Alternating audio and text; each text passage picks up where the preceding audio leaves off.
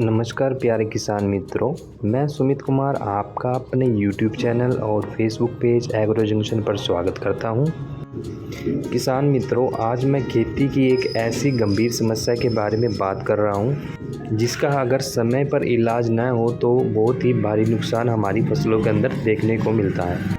यह समस्या लगभग हर फसल के अंदर, हर बाग के अंदर, हर ज़मीन के अंदर हमें देखने को मिलती है। तो आज हम इस समस्या का कई उपाय आपको बताएंगे, जिसके अंदर आपको देसी उपाय, जैविक उपाय और रासायनिक उपाय हर तरह की जानकारी आपको दी जाएगी। तो वीडियो शुरू करने से पहले मेरा आपसे आग्रह है, कृपया हमारे चैनल को सब्सक्राइब जरूर करें, हमारी वीडियो को पूरा देखें। देखने के बाद हमारी वीडियो को शेयर ज़रूर करें। अगर वीडियो अच्छी लगी तो एक कमेंट ज़रूर करें, वीडियो को लाइक करें। तो वीडियो शुरू करते हैं।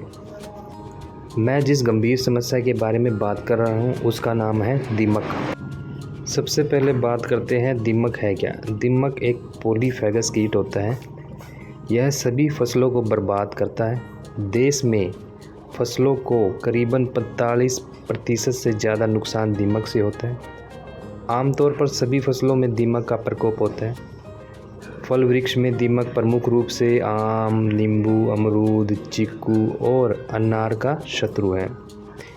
दीमक पौधों की जड़ों और भूमि से सटे हुए तने के भाग को खोखला कर देता है। दीमक का नियंत्रण करने के लिए बहुत सारे उपाय हैं। उस उपाय के बारे में आज हम इस वीडियो में जानेंगे। तो सबसे पहला उपाय है खेत के अंदर सफ़ेदे की सूखी लकड़ी को गाड़कर। फसलों को दीमक से बचाने के लिए सफ़ेदे की सूखी लकड़ी को 2 फुट लंबे और 2 इंच मोटे टुकड़े को फसल के बीच में जगह जगह पर रखने से दीमक नहीं लगती। इसका कारण यह है कि सफ़ेदे की लकड़ी को दीमक सबसे ज़्यादा लगती है, इसलिए विभिन्न स्थानों पर इन्हें रखने से जितनी भी दीमक होगी वो इनके पास आ जाएगी और सफ़ेदे की लकड़ी को खाने लगेगी। जब यह लकड़ी पूरी तरह से दीमक से भर जाए तो इसे निकाल कर जला दें। दूसरा उपाय है भुट्टे की गंडियों से। मक्के के भुट्टे के दाने निकालने के बाद जो गंडियाँ बचती हैं, उन्हें 8 से 10 गंडियाँ लेकर एक मिट्टी के घड़े में भर लें। इस घड़े को खेत में इस प्रकार गाड़ें कि जो घड़े का मुंह है ज़मीन से करीब 1 इंच ऊपर रहे। घड़े के मुंह पर सूती हवादार कपड़ा बांधें। कुछ दिनों में आप देखेंगे कि घड़े में दीमक भर गई है। इसके बाद घड़े को बाहर निकालें और गर्म करें ताकि दीमक मर जाए। इस प्रकार के घड़े को खेत में 100 मीटर दूरी पर गाड़ दें। करीब 3-4 बार गिंडियाँ बदल कर यह क्रिया दोहराने पर खेत में पूरी तरह से दीमक समाप्त हो जाएगी। अगर इसी खेत के अंदर आप लहसुन की खेती करते हैं तो दीमक की जो समस्या है वो सदा के लिए समाप्त हो जाएगी। इसके बाद है तीसरा उपाय। तीसरा उपाय है नीम की पत्ती का घोल। नीम की 10 से 12 किलो पत्तियाँ लें। 200 लीटर पानी में 4 दिन तक भिगोएं। पानी हरा पीला होने पर छानकर 1 एकड़ की फसल पर छिड़काव करें। नीम की निम्बोलियों को 2 किलो लेकर महीन पीस लें। इसमें 2 लीटर ताज़ा गौमूत्र मिला लें।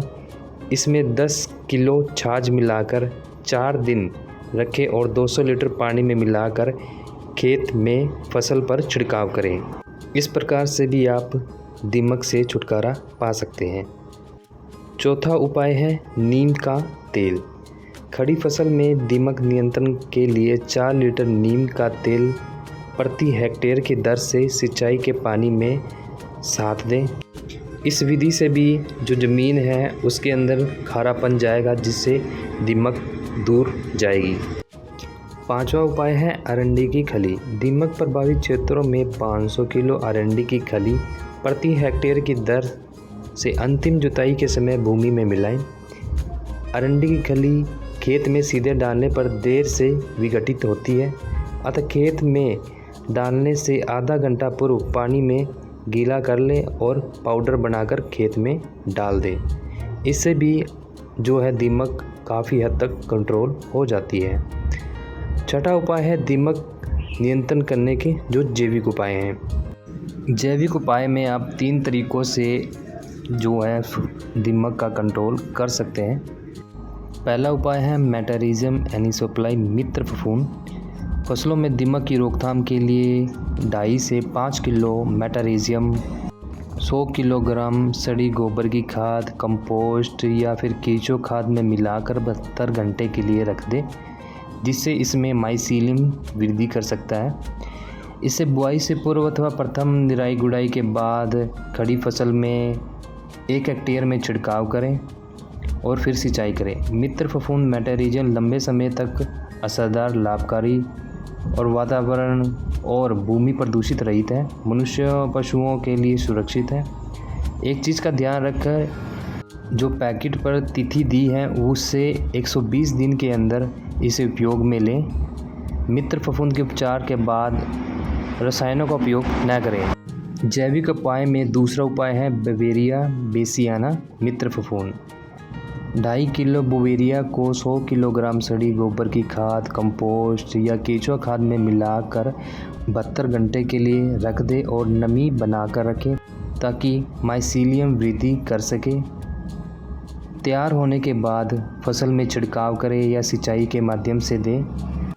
यह फफूंद शरीर में बवेरिया नामक जहरीला पदार्थ छोड़ता है या बनाता है, जो कीट को प्रतिरोधक क्षमता को नष्ट करता है, जिससे कीट मर जाता है। इससे भी आप दीमक पर कंट्रोल कर सकते हैं। जैविक उपाय में तीसरे नंबर पर है ट्राइकोडर्मा। यह एक ऐसा जैविक फफूंदनाशक है जो पौधों में मृदा और बीज जनित बीमारियों को नियंत्रित करता है। बीजोपचार में 5 से 6 ग्राम प्रति किलोग्राम बीज की दर से उपयोग किया जाता है। मृदा उपचार में 1 किलोग्राम ट्राइकोडर्मा को 25 किलोग्राम अच्छी सड़ी हुई खाद में मिलाकर अंतिम जुताई के समय प्रयोग करें। बात करते हैं रासायनिक उपाय की। खरीफ रबी की फसल की कटाई के बाद खेत की गहरी जुताई करें। खेत में बचे हुए डंठल, घास, जड़ें और कचरे को एक जगह इकट्ठा कर जला दें। अच्छी प्रकार से सड़ी हुई खाद का प्रयोग करें, क्योंकि गोबर की कच्ची खाद का प्रयोग करने से दीमक का प्रकोप बढ़ जाता है। खाद में दीमक लगी हो तो क्विनालफोस 1.5% चूर्ण को मिला दीजिए। नीम की खली का प्रयोग करें, क्योंकि इसकी गंध से दीमक दूर भागती है।